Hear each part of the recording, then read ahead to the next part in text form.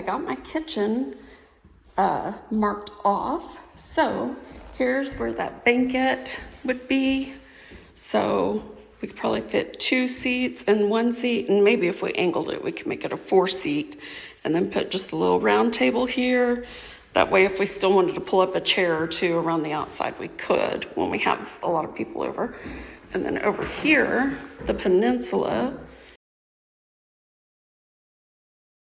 we could put 2 seats there, but if we have it overhanging just a little bit, we could still pull up a stool here and on that side maybe. We'll just see. And then the counters would come all the way around and around and around, and there would be the fridge.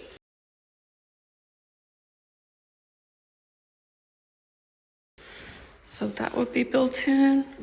Got your banquette over there. Somewhere in here would be the cutout for the bar area to look over into the living room. So we would have 2 seats here, 2 seats on the other side. Then we'd have 4 there for sure. So you got 4 over here, 4 there, 2 here for sure. So that's 10 for sure. But we could still pull up a bar stool here. So that would make 12. Another chair over here would make 13. So we'd have at least 13, 14 spots, depending on if it's children or adults. So anyway, I think that will be really nice. And then our big roll-up window will go right over here. This will be where the kitchen sink and dishwasher is. So, the peninsula will be here, sink and dishwasher. And then over here, I haven't decided exactly how I want to do the stove and oven and stuff because of that window. If that window wasn't there, I'd just do it right there. But because of the window, I'm not quite sure yet. Plus, with the angles, I don't know if I want corner cabinets or not, how I want to do that. And then the opening. So, but once I mapped out the refrigerator and the peninsula and everything, that's still 4-foot walkway space right there. And so I have to measure. I need to measure from the refrigerator to that, and then of course from there to there is pretty good width. I think it's going to be great. And then from this end, so from down here by the stove and oven, you would see the kitchen sink here with our big fancy roll-up window. Have a glass door there, let in lots of light. Have that bar over here, so it'll be open to the living room, which will let in more light. And then refrigerator, peninsula, the banquette. Right here will be our built-in cabinets to conceal the hidden pantry. And we just haven't decided exactly how we want to design that yet, but we'll get that figured out. And then once you open the hidden pantry, you'll come in here. We'll have it all built out for like my appliances and everything. My dehydrator, air fryer, all those things can all be in here. And then the coffee bar is going to be upstairs in the master. Okay, so imagine this with me. I recently, as I was looking at Murphy doors and things like that, hidden doors, hidden passageways, I came across a new style of Murphy door, kind of a Murphy door or a hidden passageway, where it was kind of like a drawer slider, but it's for a large cabinet. So it's almost like a barn door too in a way, but it's for a large cabinet, and it's hidden so that you don't see the hardware, but you can actually mount a large cabinet and have it slide back and forth over an opening. So what I want to show you is, imagine, this is not one, but I just think that it's the perfect example. So imagine if these 2 large cabinets right here, if this one over close to the opening was actually on sliders and it slid back and forth over that opening, and you couldn't tell because the hardware's hidden. So once we actually do this, we'll be able to show it to you guys and let you see exactly how it's done. But this is kind of our idea, is to build cabinets like this, or it would just be one cabinet. But inside of that cabinet, it's going to have the layers of pantry cabinets so that it looks like it's hidden pantry space already. And people, since it opens up, people will never guess that it actually also slides. So then it will be a hidden pantry within a hidden pantry, if that makes sense. So it'll slide here to the left to open the pantry, and then it'll slide back into place. Okay, so in this pantry, this is going to be nice because we can do our cabinets all the way, and that'll still be enough space for doors to open and stuff. So I do want closed up cabinets around. And then, you know, the shelf, I'll mark that in a second where the 36-inch top would be. And then we can do open shelving or some closed shelving or whatever up in here. But at least when you walk in here, you'd have like this much. You'd have a person, you know, one person can walk through here, see? And like the cabinets can curve around. So like right here, I'll have to mark where the 24 inches comes out, but like we might be, well, no, I don't think we would be able to put cabinets here. But anyway, we would be able to go around like this. So, yeah. And then have uppers. And then, of course, this is going to be we'll build a cabinet and then put that special hardware on it to where the whole cabinet can slide this way to be able to get into that opening. Here's all my drawings and math and measurements and everything. So this is the side that would look out into the living room. So there's our opening there. There's our walk-through opening, but there's where we would cut the hole to. And so I'll explain more of that in a minute, but that would be the banquette, and I'm not even worried about that yet. So the refrigerator, and then we would just build a cabinet around it later on. But the refrigerator would be the first thing there, and then that had left me a total of 103 inches to meet up at this corner. And so this is how I had laid it out, was 12 inches, 12 inches, 30 inches. Wait a second. Oh, because it's a 42-inch opening here. That's what it was. And the 36-inch. Anyway, it all makes sense. So here were the base cabinets that I needed.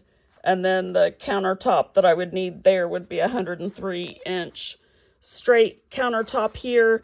And then eventually I would go back and add where these little stools are going to set back.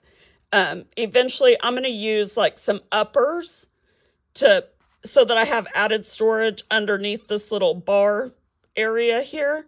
But since you can get uppers that are only 12 inches deep, and of course the countertop would be 24 inches deep, if I put the 12-inch deep uppers back there against the wall, then my stools still fit under the counter, but yet I have more storage underneath here as well. And then I'd have my 12-inch cabinet here, and then I want the 3 drawers here, because over on this wall will be my stove, and so this would be good access to my stove for my pots and pans, because I like having drawers for my pots and pans. Okay, so also, I'm trying to avoid having corner, because first of all, I don't like corner countertops, corner countertops. I don't like corner cabinets because you have so much wasted space. So Art and I came up with this idea, and I'll show you in just a minute. But I also know that if we don't have to cut, or if we don't have to have countertops that have a seam in them, I know that'll save us money on the countertops. So I'm trying to keep my countertops very simple, where they're just straight cuts. So like this one, my countertop pieces on this side. So this will be on the east wall. So that other side is this wall, if you're looking at the kitchen from like the pantry. That wall, and then this wall, and then the sink will be over on this other wall over here, which I'll show you in a second. But anyway, we're going to do this little, just a very tiny little corner pantry right here for like our brooms and mops and things like you have in your utility room, you know, like cleaning supplies will go in this little corner pantry. So here, I only drew out the upper cabinets on this one just because I had to plan for the microwave. I did price the difference between a stovetop and then a built-in oven and microwave, and that is actually a lot more expensive than if we just do just a regular range, oven range with a microwave built over the top. That actually is going to save us a lot of money over doing the built-in kind. So what I have left on this wall is 20 inches, 40 inches of space. Originally, I laid it out 20 and 20 so that the stove could be centered, but they don't make 20-inch cabinets. They make them in 21-inch cabinets. So what I had decided is, where is it? I had decided somewhere. Oh, here it is. To either do a 15-inch and a 24-inch. Oh, yeah. 15-inch and 24-inch, or 15-inch and 24-inch 3-drawer. So anyway, those were the price differences, though. So probably going to go with this and not do the 3-drawer. I just don't know. But that's a big price difference. Although I do like the drawers. So it just... we have a lot of different options to choose from. Okay, now this is going to be the most expensive side because it has more cabinets and the peninsula. So it's a little bit more complicated. So it may be the last one. I don't know yet. Anyway, this would be that corner pantry again. And then the sink would be here. And I want to do a 36-inch sink, even though I can do a different size here because it just depends on how we cut out the countertop. But anyway, I want the basin so that, you know, anyway, dishwasher right here. And then that left me with like 24-inch, 24-inch, 24-inch. And then over here is the peninsula. So I want to do another 24-inch because this will overhang. The peninsula will be 36 inches. So it'll overhang 12 inches for bar stools to go underneath. But on this cabinet, it's going to be open from this side, whereas all these others will be open from this side. This will be open from the other side. And then there will be a 30-inch cabinet here so that when you're in this space, it's open on this side, if that makes sense. And so... anyway, the ones that have drawers in them are the most expensive. The ones that are just single cabinets or double door cabinets are a lot cheaper. So I was trying to plan out enough drawers for my pots and pans and, you know, silverware, things like that, but keep just regular cabinets where I can. So anyway, so that is how that's going to go.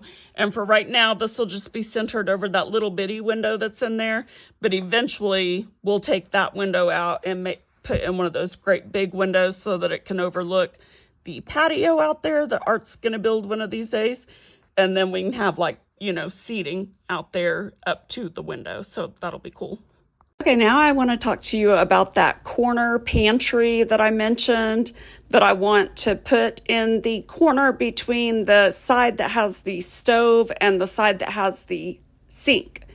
So this is my idea, and I found a quick video that kind of gave me the original idea, and I've been researching it since then, and I saved this video such a long time ago, I do not remember where I found it. So I apologize for that, but just to show you kind of the idea behind it, but I'm going to repurpose materials that we already have on hand to save money and make this easier on the budget.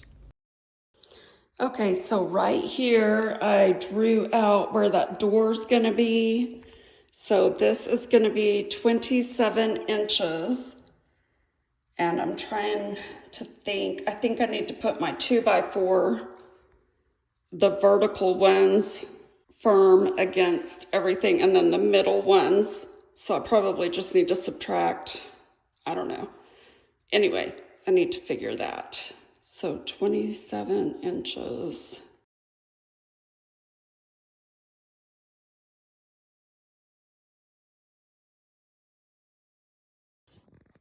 Okay, right now where it's been cut is about 40 inches tall, which is fine. We need it 42 inches for counter height, but by the time we frame it all in and then add the ledge, the live edge coming out, then it should be about 42 inches, so that's totally fine. We just need to close up this end and close up this end. And then the measurement that we've got up above is 20 inches. So once that's all framed out, it won't really matter on this side, but on the other side, we'll probably do some upper cabinets, some bridge cabinets above to connect the cabinets on this side and the cabinets on that side. So, so that 20 inches, I needed to know that measurement for that reason.